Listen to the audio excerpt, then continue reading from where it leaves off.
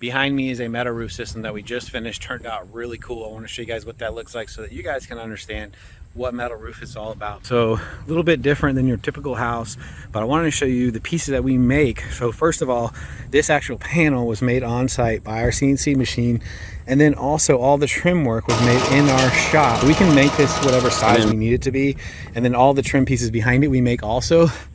Same thing here, all of this drip edge, we made it to a special length so it looked nice and actually covered the building so you didn't get any wind blown rain underneath. And a unique part of it is the drip edge. So we had to make a drip edge at a different angle because, well, this house is different. So we customized this job, which is why you want your own equipment. And let me show you real quick. So when you look underneath here, hopefully you can see that.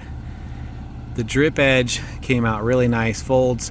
It has a hem on the top, so it doesn't get that waviness in it. And then the panel actually hooks on the bottom. And then here's what it looks like when you're done.